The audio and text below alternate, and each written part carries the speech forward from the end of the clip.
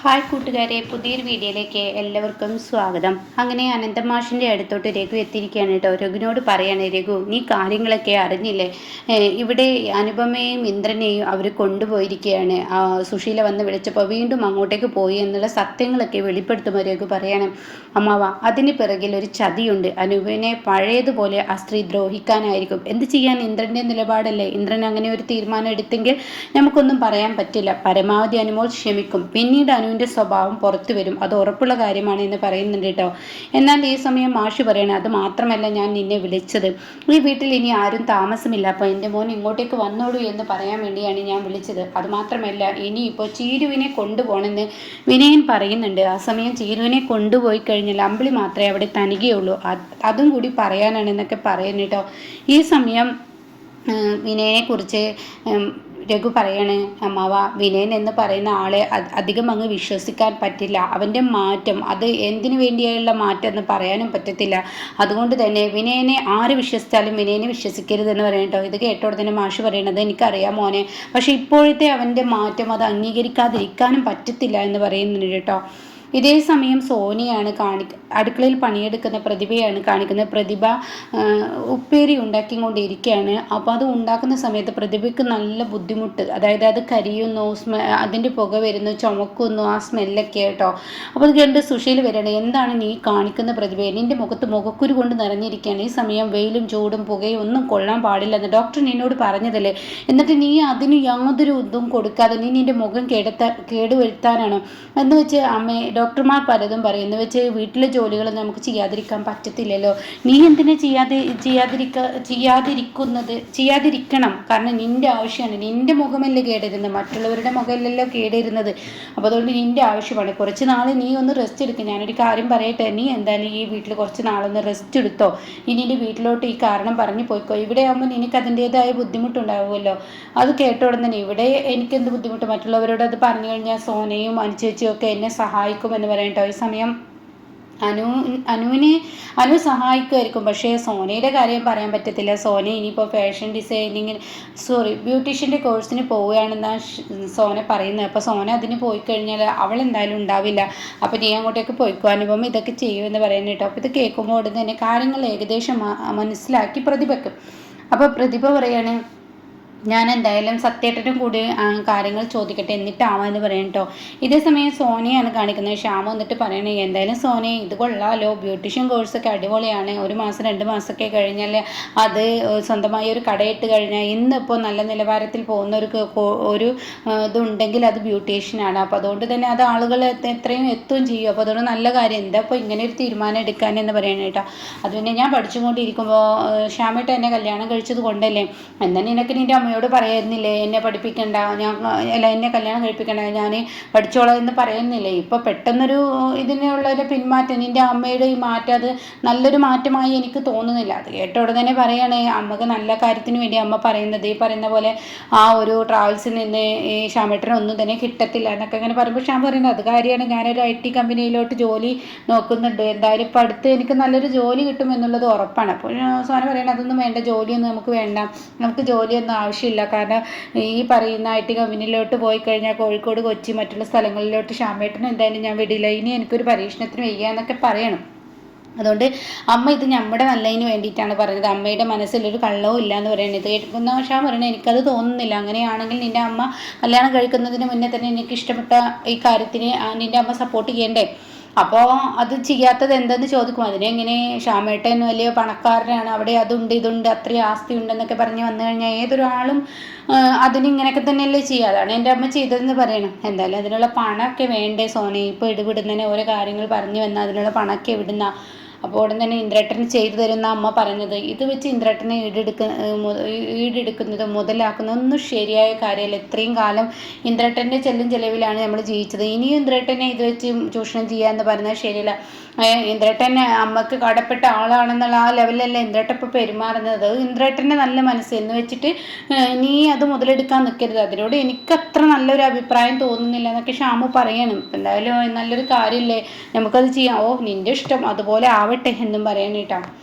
എന്നാൽ ഈ സമയം ഇതൊക്കെ കേട്ടിട്ട് അത്ര അങ്ങ് ദഹിച്ചിട്ടില്ല പ്രതിഭയ്ക്ക്. ഇപ്പോൾ പ്രതിഭ സത്യനോട് വന്ന് പറയുമ്പോൾ സത്യം പറയണേ, എന്നോട് അമ്മ ഇതിങ്ങനെ ചെറുതായി സൂചിപ്പിച്ച്, അമ്മ പറയുന്നതിൽ കാര്യമുണ്ട് പ്രതിഭയെ, കാരണം നിൻ്റെ മുഖത്ത് ഈ മുഖക്കുരു മാറുക എന്നുള്ളത് നിൻ്റെ ആവശ്യം തന്നെയാണ്. മുഖം കേട് വന്നാൽ പിന്നെ ഒന്നിനും പറ്റത്തില്ല.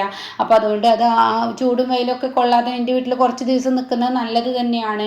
അതിനിപ്പോൾ ഞാൻ ഇവിടെ തന്നെ നിന്നാൽ പോരെ, അനുചേച്ചി എന്നെ സഹായിക്കും എൻ്റെ മുഖത്തിന്. അപ്പോൾ സത്യം പറയണേ, അത് ശരിയാണ്, നീ നിൻ്റെ വീട്ടിലോട്ട് പോകേണ്ട ആവശ്യമൊന്നുമില്ല. അനുചേച്ചിയോട് പറഞ്ഞു കഴിഞ്ഞാൽ അനുചേച്ചി നിന്നെ അടുക്കളയിൽ കേട്ടില്ല, മറ്റുള്ള പണികളൊക്കെ നിന്ന് കഴിഞ്ഞാൽ മതി എന്ന് പറയുന്നു കേട്ടോ. ഓ, അമ്മയ്ക്ക് ഇപ്പം ഇങ്ങനെയൊക്കെ തോന്നാൻ എന്താ കാരണം എന്ന് ചോദിക്കുമ്പോൾ സത്യേട്ടൻ ഇതിൻ്റെ പിറകിലൊരു ചതിയുണ്ടെന്ന് പറയുന്നത്. അത് കേട്ടോടെ തന്നെ എന്ത് ചതിയെന്ന് ചോദിക്കണം. അമ്മ ഇപ്പം നല്ലൊരു ഉദ്ദേശത്തോടു കൂടിയല്ല എൻ്റെ മുഖക്കുരുവിൻ്റെയും സോനയുടെ ഈ പഠിപ്പിൻ്റെയും ഒന്നും സോന പഠിക്കാൻ പോകുന്നത്, അത് സോനയെ ബ്യൂട്ടീഷ്യൻ കോഴ്സിന് വിടാനുള്ള പരിപാടിയാണ് അമ്മ അനുചേച്ചിയെ ഈ വീട്ടിലിട്ട് പേടിപ്പിക്കാനുള്ള പരിപാടിയാണ്. അതാണ് ഇപ്പം അമ്മ ചെയ്തുകൊണ്ടിരിക്കുന്നത്. ഇത് ഞാൻ പറഞ്ഞു എന്ന് പറയരുത്, എന്നെയും കൂടി പറഞ്ഞു വിട്ടാൽ ഈ വീട്ടിലെ വീട്ടുജോലി മുഴുവൻ അനുചേച്ചിയെ കൊണ്ട് എടുപ്പിക്കുക എന്നുള്ള ഉദ്ദേശമാണെന്ന് പറയുന്നുണ്ടോ. കേൾക്കുന്ന സത്യന് കാര്യങ്ങൾ മനസ്സിലാവണം. അപ്പോൾ സത്യം പറയണേ, എന്നാൽ ഞാൻ ശരി, ഞാൻ എന്നെ ഇവിടുന്ന് പറഞ്ഞു വിടുന്നില്ല, നിങ്ങൾ ഇവിടെ തന്നെ നിൽക്കുക, ഞാൻ അമ്മയോട് കാര്യങ്ങൾ പറഞ്ഞ് ഞാൻ മനസ്സിലാക്കി കൊടുത്തോളാം. അപ്പോൾ എന്നെ ഇതിലോട്ട് വലിച്ചെടുക്കരുത്, അമ്മക്ക് ഒരിക്കലും ഞാൻ പറഞ്ഞതായി തോന്നരുത്. ഇല്ല, അതൊന്നുമില്ല, ഞാൻ ഇത് വേണ്ട വിധത്തിൽ കൈകാര്യം ചെയ്തോളാം എന്ന് സത്യം പറയുന്നുണ്ട് കേട്ടോ. പിന്നീടാണെങ്കിൽ സുശീലയാണ് കാണിക്കുന്നത്. സുശീല അർഷയ്ക്ക് വിളിച്ചിരിക്കുകയാണ്. അപ്പോൾ അർഷയോട് പറയാണ്, കാര്യങ്ങളൊക്കെ ഞാൻ വിചാരിച്ചതുപോലെ വരുന്നുണ്ട്. അപ്പോൾ തന്നെ എൻ്റെ സുശീല ആൻറ്റി, നിങ്ങൾ ഈ ചെയ്യുന്നത് അടിപൊളി പ്രവൃത്തിയാണല്ലോ. സോന ബ്യൂട്ടീഷ്യൻ കോഴ്സിൽ വീണില്ലേ? ഓ, സോന ബ്യൂട്ടീഷ്യൻ കോഴ്സിൽ വീണിട്ടുണ്ട്. അതുപോലെ പ്രതിഭയുടെ നിന്ന് പറഞ്ഞു വിടുകയാണ്. അപ്പോൾ ഇനി എല്ലാ ചുമതലകളും അവളായി. എന്തായാലും എൻ്റെ സുശീല ആൻറ്റി, നിങ്ങൾക്ക് വിളിച്ചു കൊണ്ടുവരാൻ കഴിഞ്ഞല്ലോ അവരെ രണ്ടുപേരെയും എന്ന് പറയുമ്പോൾ, അതിനൊക്കെ അർഷ നീയാണ് എനിക്ക് പ്രചോദനം, നീ തരുന്ന ആ ഒരു കാര്യങ്ങളാണ്, നീ പറഞ്ഞത് പ്രകാരം ചെയ്തത് കൊണ്ടാണ് അവരിങ്ങോട്ടേക്ക് വന്നതും അവരെ ഞാൻ വീഴ്ത്തിയതും. എന്നാലും ഇന്ദ്രൻ്റെ മനസ്സ് ഇങ്ങനെ ആയതുകൊണ്ട് ഇന്ദ്രൻ എന്നെ നോക്കണം എന്നുള്ള ഉത്തരവാദിത്തം അവൻ്റെ മനസ്സിന് തോന്നലുള്ളത് കൊണ്ടും രക്ഷപ്പെട്ടു എന്നൊക്കെ എന്നെ പറയുന്നുണ്ട്. അപ്പോൾ അത് കേട്ടോടെ തന്നെ പറയും, എന്തായാലും നല്ല കാര്യം. ഇനി അനുപമ എന്ന സ്ത്രീ അവിടെ നിന്ന് ആട്ടി ഓടിക്കണ്ടെങ്കിൽ കൂടി ഇനി സുശീലാൻ്റിയുടെ കഴിവ് അത് ഞാൻ ചെയ്യും, എത്ര ചെയ്യാൻ പറ്റും, ഇനി ബാക്കിയുള്ളത് എനിക്ക് ചെയ്യാൻ പറ്റുമെന്നൊക്കെ സുശീല പറയാണ്. ഇതേ സമയം ഇന്ദ്രൻ്റെ അരികിലോട്ട് പോവുകയാണ് അനുപമ. അപ്പം നിൻ്റെ പണി കഴിഞ്ഞില്ല എന്നൊക്കെ ചോദിക്കണേ. വീട്ടിലൊക്കെ ഓരോ പണിയുണ്ടല്ലോ, ഞാൻ മനസ്സിലാക്കുന്നുണ്ട് അനു, നിന്നെ വീണ്ടും ഞാൻ നിന്നെ ഒരു പടുകുഴിയിലോട്ട് വീഴ്ത്തിയിട്ടതുപോലെ ആയില്ലേ. എന്ത് പടുകുഴി? ഇതൊക്കെ ഒരു വീട്ടിലെ ജോലിയല്ലേ. അല്ല നിൻ്റെ തലയിലോട്ട് കെട്ടിവെക്കാൻ ശ്രമിക്കുന്നതും സോനയെ ഇവിടെ നിന്നും ബ്യൂട്ടീഷ്യൻ കോഴ്സിന് പറഞ്ഞു വിടുന്നതും പ്രതിഭയെ മോക്കുരുവിൻ്റെ പേരിൽ ഇവിടെ നിന്ന് പറഞ്ഞയക്കുന്നതും എല്ലാം എനിക്ക് മനസ്സിലാവുന്നുണ്ട്. എല്ലാം നിൻ്റെ തലയിലോട്ട് ഇടാനുള്ള ആ ശ്രമമാണ് അമ്മ നടത്തുന്നത്. അതൊന്നും കുഴപ്പമില്ല ഇന്ദ്രേട്ടാ. ഒരു വീട്ടിലെ പണി എന്ന് പറയുന്നത്, നീ പണ്ടത്തെ പോലെ ഈ വീട്ടിലെ പണികളൊന്നും മരിച്ച് ചെയ്തേണ്ട ആവശ്യമൊന്നും നിനക്കില്ല. ഇത് നമ്മുടെ വീടല്ലല്ലോ എന്നൊക്കെ പറയുമ്പോൾ, ഇന്ദ്രേട്ടാ ഒരു വീടല്ലേ, ഒരു വീടാവും അടുക്കളയിലെ പണി 3 ആൾ ചെയ്ത് ഒരാൾ ചെയ്യാവുന്നതിന് എനിക്ക് കഴിയും. അത് ചെയ്യേണ്ടത് ചെയ്തേ പറ്റുള്ളൂ. ബാക്കിയുള്ള പണികളൊക്കെ ഇന്നോ നാളേക്കൊക്കെ എടുത്തു വെക്കാം. പക്ഷേ ചില പണികൾ അത് കൃത്യമായി ഓരോ ദിവസം ചെയ്യണം. അത് അങ്ങനെയാണ്, അതൊന്നും എന്നെ സംബന്ധിച്ച് വിഷയമുള്ള കാര്യമില്ല എന്ന് പറയുന്നത്.